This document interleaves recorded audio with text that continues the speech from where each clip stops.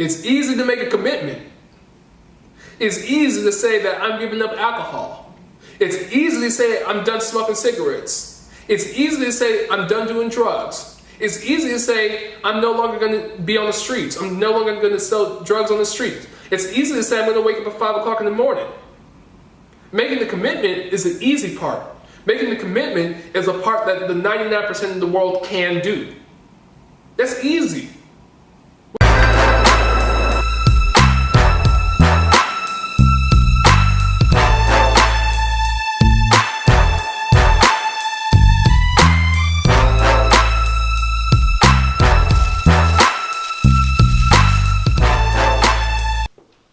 What's going on, everyone? I want to thank those of you who have joined us on this episode of the podcast, Becoming the Pathfinder. So, on last week's episode, I went over with you guys one of the 4 key principles I shared with our real estate company that's going to really allow them to maximize their potential and really to be the best of the best in whatever that their respective industry is. So today we're going to go over the next principle and really break it down for you guys. So that next principle that I told the team is, quite simply, is be disciplined. I know everybody's like, be disciplined. One of the team members on the team said, discipline is one of those things that's so simple, yet so profound. It's one of those things that I think Jim Rohn said, it's easy to do, therefore it's easy not to do. So because it's easy to do, it's also easy not to do. So what does being disciplined mean? Being disciplined means, you know what? If I say that I'm going to do X, Y, Z, if I say I'm going to wake up at 5 o'clock in the morning, I have to be disciplined enough to do that every single morning. I have to be disciplined enough to go to sleep at a certain time. I have to be disciplined enough to set my alarm, and even when I don't feel like it, still get my ass up and still go dominate the day. Even though I don't feel like, going on that new diet and, saying no to certain foods on the menu when I go out to eat, I have to be disciplined enough to do that. One of the team members on our team is the most disciplined person that I know. One of the most disciplined people I know. The fact that she went from, eating her regular diet, her regular menu, to being vegan, that takes discipline. That's not just something that, you just wake up and lollygag and do. Being disciplined means you have to be disciplined enough. Being vegan means you got to be disciplined enough to say no to practically everything. I think that, there's more foods that's not vegan friendly than there are vegan friendly, but I could be wrong. There are some people that I know that are giving up alcohol. That takes discipline. Especially, the person who I know who's giving up alcohol, I know that they're always in a social setting. That takes discipline. That's difficult. There's a friend that I know that, works out relentlessly, where all they do is work out. That takes discipline. Wake up at 5 o'clock in the morning so you can get to the gym at 6. That takes discipline. Working out 3 times in a day, that takes discipline. And think, all these different people who stay disciplined get the best of the best. The friend I told you that works out 3 times a day, gets up at 5 o'clock in the morning to work out at 6. This person has one of the best bodies of anyone that I know.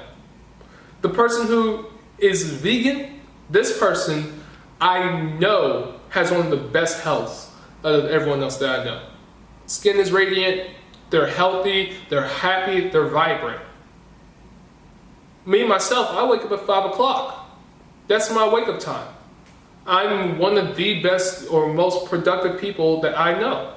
I'm coming up with a whole bunch of great ideas. That helps me be the best leader that I can be for my team, the best leader I can be for myself, the best leader I can be for my family. So again, one of those core things is being disciplined. Now, let me give you guys another spin to that. Let me add something else to that being disciplined. Part of being disciplined to me is also making a commitment. So in order to be disciplined, you got to make a commitment. Let me say that one more time. In order to be disciplined, you've got to make a commitment. And there's two parts to a commitment. There's number one, making that commitment.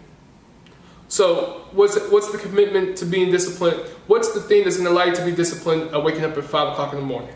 Making the commitment, saying, I'm going to wake up at 5 o'clock in the morning. That's the commitment part.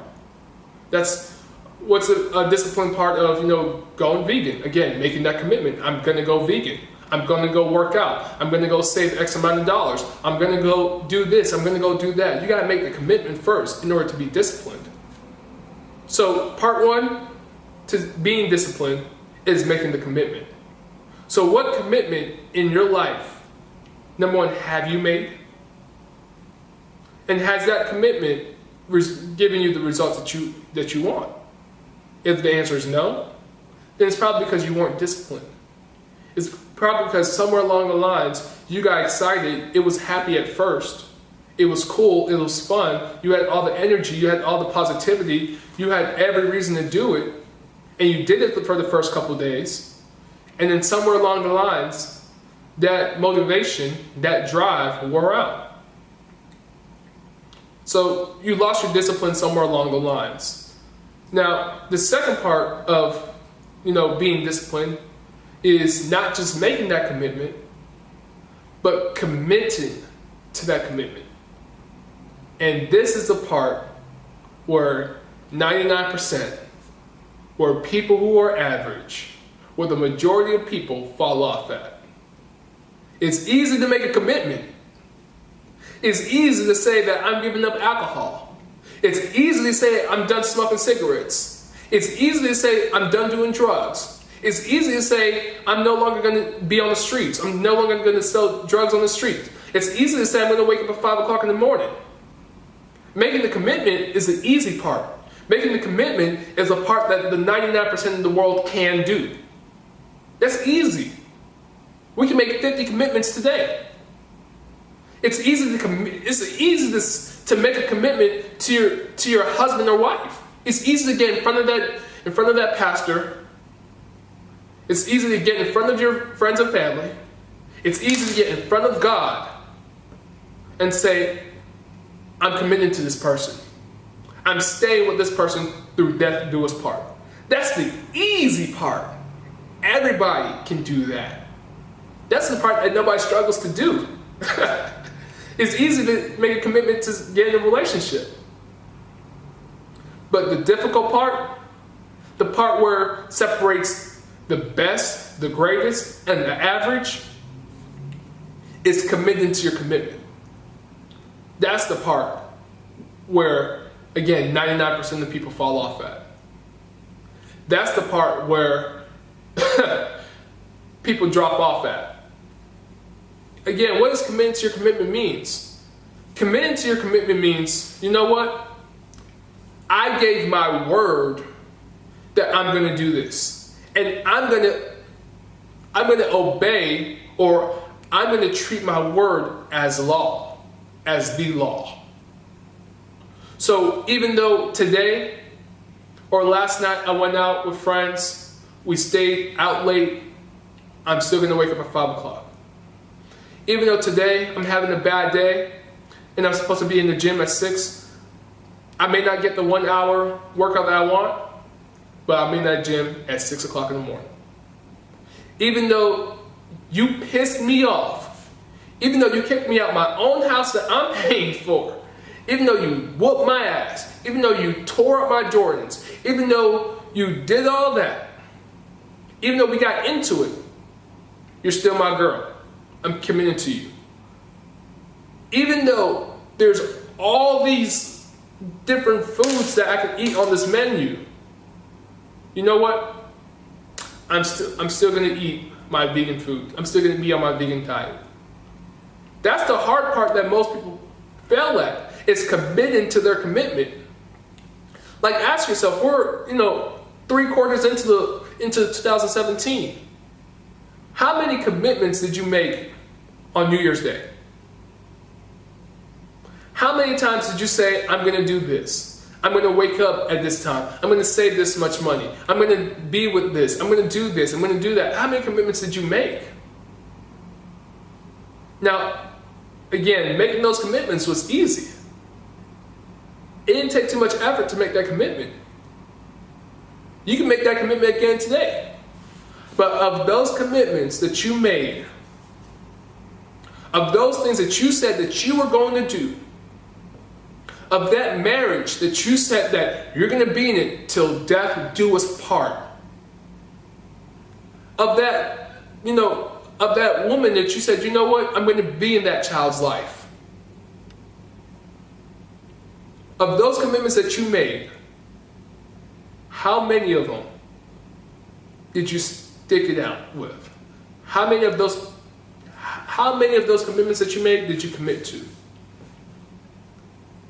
That no matter what, I'm sticking with this girl.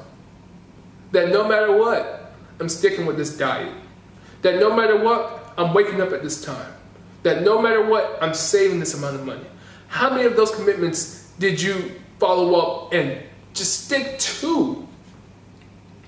Another thing I said to our team was, look, if you make a commitment for yourself and you can't even honor your commitment as law, and you don't move on that commitment, why should I honor your word as law? Why should what you're telling me hold any value to my life? Why should I make arrangements in my life to accommodate for what you said you're going to do? If you can't even say that you're going to wake up at 4 o'clock, at 5 o'clock, if you can't even say that you're going to save X amount of dollars, if you can't even commit to that commitment, why should I honor your word? If you said that you're going to save 10% or 15% of every single penny that you get, and you can't even do that, and you can't even stick to that, why should anyone invest in your business? If the small commitment that you gave to yourself that's going to benefit yourself, you can't even keep, why should I risk my hard-earned money to invest into your business? If you can't even keep to your commitment that you're not going to sell drugs anymore, you're going to give up alcohol, you're going to give up cigarettes, why should a girl think that you're going to be with her forever? If you tell a girl that, or your guy, that you're going to wake up at 5 o'clock in the morning, you're going to, take out the trash every weekend, you're going to do all these simple things, why should they believe that you are going to be with them till death do us part? If the only time when you make that commitment and you stick with it, the length of time that you stick with it is when it's still fresh, is when it's still convenient, is when you still can, and that tells me that the only time that you're going to, commit to the commitment you made with me is when it's fresh, when it's convenient, and when you can. But the thing about life is life has its ups and downs. So during that downtime, when it's not convenient, when it's not fresh in your mind, when it's not convenient for you to do, you're going to give up. You're going to give up on me. You're going to give up on this relationship. You're going to give up on the loan I've given you. See, again, these 4 principles I'm giving you guys are simple. They're easy. But again, because they're easy not to do. So because they're easy, that also makes them easy not to do. So again, the difference between those people who see exceptional results and those people who see average results is, do you truly have the discipline that's required to make a commitment and stick to that commitment? Do you truly have the discipline that is required to make that commitment and stick to it? I apologize for the sirens going off in the back if you guys can hear that. Let's let it go past. One of the best parts about living where I live is the police station, fire station, and ambulance are literally right around the corner from me. So that makes me feel real safe and comfortable. If anything happened, they're literally walking distance from me. But anyways, are you guys truly disciplined enough for that? Like, go on Instagram, go on social media. Pick out any person, pick out any fitness trainer, pick out any person who has a good body. Pick out any person who looks healthy, pick out any person who's financially, astute. Pick out any person who has been married for a long time. And my long time is 15 plus years. If some of you have friends, if some of you have parents who've been married for 15 plus years, or if some of you have friends that have parents who've been married for 15 plus years, ask them, what did it take? Because I'm telling you right now, the common denominator is the discipline. It's the act of making that commitment to that thing, to that person, and keeping that commitment. Making sure that your word is law. Whatever you say you're going to do, that's the law. That's the law of your life. That's the thing that you're going to. There's nothing more powerful than your word. I had to learn that throughout business, throughout my personal life. When I tell my team member I'm going to do this, they can count on that. They can count on that. I've done business deals on handshakes because they know my past. They know who they're dealing with. I've borrowed thousands of dollars on my word, no contracts. I've been partners in business deals on my word. Because these people that I'm doing these deals with, because these people that I go to, they know once I put my word out there, they know it's as good as the commandments. It's as good as the 10 commandments. It's law. They know if I say I'm waking up at this time, that's law. They know if I say I'm going to read this book, it's law. They know if I'm going to give you X amount of dollars back, it's law. So ask yourselves, do you have a history of your word being law? Is your word law? Or is your word something I could just throw out the window? If you say today, it's law for 5 days, but after that expiration date, but your word has an expiration date. I guess that's the best way to coin it. Does your word have an expiration date? What's the shelf life of your word? Is it, the shelf life is good, while the store is still open is good, but as soon as the store closes, you got to be traded out the next day. It's got to be removed from the shelf the next day. Or is your word, again, law? Is your word like the 10 commandments that's been around for ages and that will lead your life, that people can count on for years and for ages? Is that your word? Is your word like the Constitution that's preserved, that's hidden in a vault, that once it's written, that's what it is?